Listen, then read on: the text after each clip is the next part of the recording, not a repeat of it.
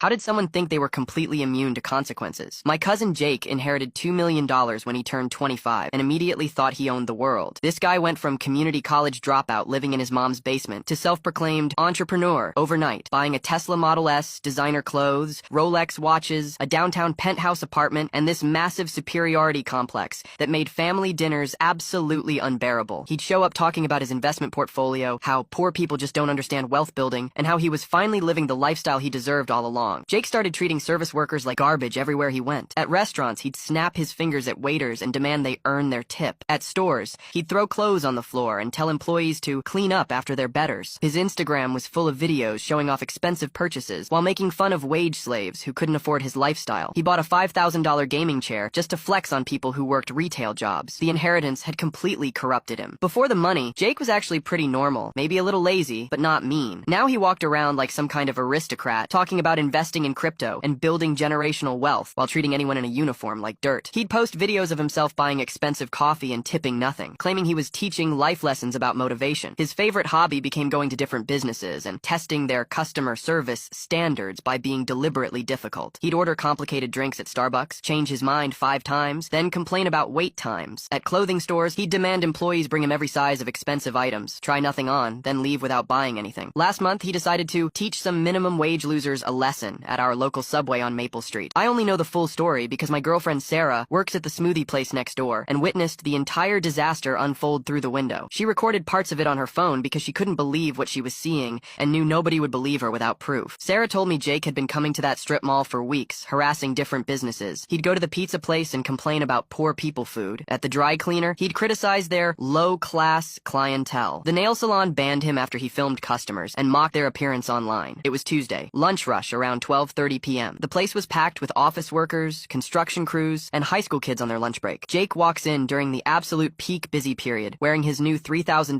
Gucci jacket, $800 designer jeans, and those ridiculous $1,200 golden sneakers he'd been bragging about on social media all week. He cuts past a line of about 15 construction workers and office employees who'd been waiting patiently for 10 minutes and slams his black American Express card on the counter like he's making some million-dollar business deal. "I'll take everything in your display case. Every sandwich, every cookie, every chip bag, every drink. And I want whoever made my sandwich wrong yesterday fired immediately before I leave here today." The teenage worker behind the counter, Maria, politely explains that she wasn't actually working yesterday and asks him to please wait in line like everyone else. She's probably 17, super polite, clearly just trying to do her job during what's obviously a stressful rush period. That's when Jake completely loses his mind and starts his performance. "Do you have any idea how much money I have sitting in my checking account right now? I could literally buy